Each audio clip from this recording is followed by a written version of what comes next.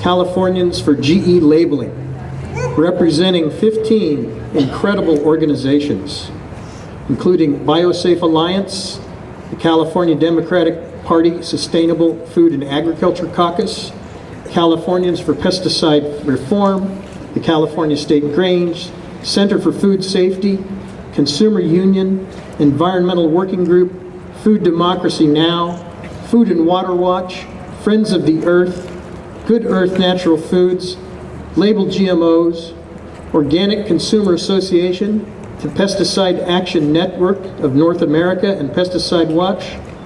That's a pretty impressive list of organizations. Proposition 37, you all know, was just the beginning. And they can pour $40 million into defeating our cause. But they're wasting their money, don't you think? Yeah. We're not going anywhere. We're here today, we'll be here tomorrow, and the next day, and as many days as it takes before they pass some legislation that allows us to know what we're putting into our bodies. That's our right. We have an impressive list of speakers here today. So we're not going to waste any more time. We're going to introduce some of these speakers. First up, I believe most of you know Pamm Larry, the initial instigator for Proposition 37.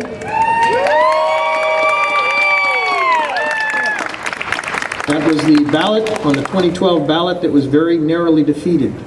So I'd like to introduce to you at this time, Pamm Larry. Pamm?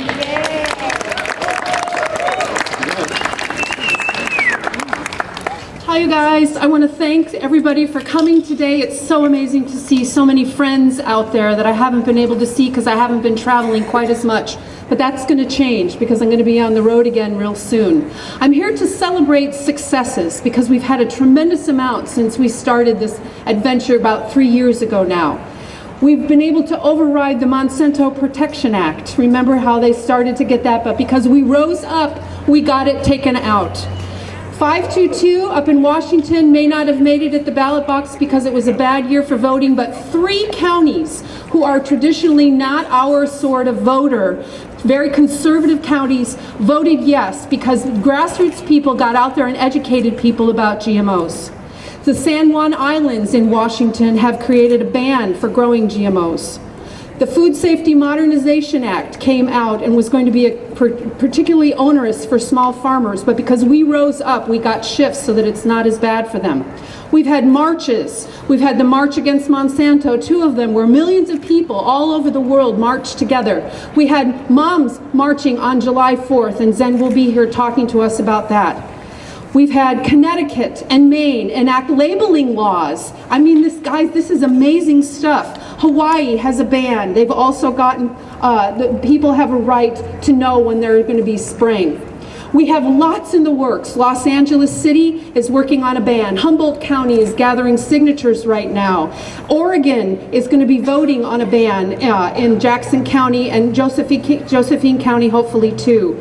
In our state, Humboldt County and Sonoma County are working on bans. In Long Beach, I just got contacted by somebody running for city council there, or maybe he's the soon-to-be mayor, who wants to work on a labeling thing or a ban in Long Beach. In the marketplace, Friends of the Earth has had over 4,600 stores pledge not to buy genetically engineered salmon if it should come on the market. That's huge, you guys. Chipotle has made a vow not to carry GMO stuff and or to label.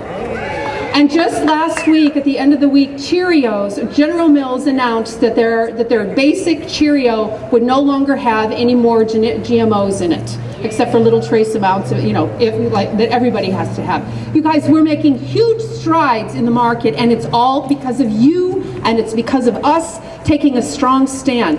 I'm also excited about increased successes in science. We have new studies that have come out. We have a hog feeding study to help us when we're trying to explain to people what's going on and why we think we have a right to know. We have a study that came out which showed that organic corn had higher yields than both conventional and GMO corn. We have just at the end of, maybe it was even over the weekend, a brand new study that just came out that showed that soy that's grown genetically engineered is not substantially equivalent to non-GMO corn. It is not. It contains a different content nutritionally, and it contains a tremendous amount of glyphosate Roundup on it.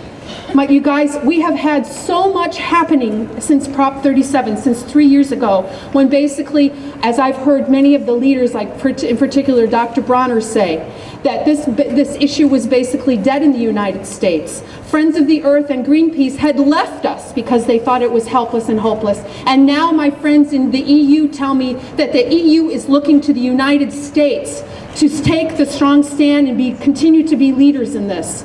It's time not to rest on these celebrations and these successes, though. It's time to push harder now. It's time for California, once again, to bring this back. It's time for us to get out on the streets. It's time for us to start visiting our legislators, not just today, but over and over again, to let them know why we want labeling, that their constituents want more and more, to encourage your friends and neighbors to get out there and contact their legislators, because they're not going to change until they hear from us. So I want to thank you all for the work you've done and for the exciting adventure ahead. Thank you.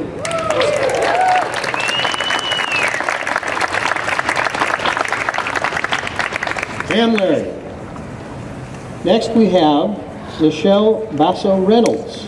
She's the board president of the Sacramento Natural Foods Co-op, where she announced recently her bold plan to accept no new non-organic products unless those products have been certified to be GMO-free. Folks, please welcome Michelle.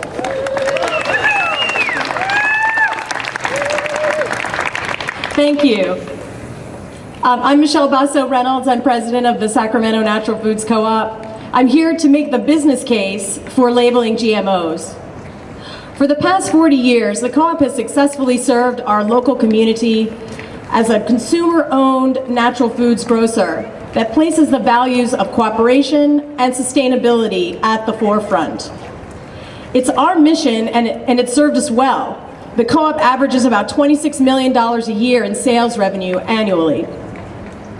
We're a fast-growing business because our members and our shoppers vote with their forks. We have a statement on GMOs that mirrors our merchandising policy, which basically says that we recognize our consumers expect natural and organic products, and that we will only sell products that are refined or processed as minimally as possible. This includes foods that are free from genetically engineered ingredients. The co-op supports labeling of GMOs because it can be difficult to identify these products. Our suppliers have repeatedly told us they have difficulty preventing GMOs from entering the food system, especially since certain crops are wind-pollinated and at risk for GMO contamination. We hope a sponsor will come forward, step up to the plate, and support this important initiative. Thank you.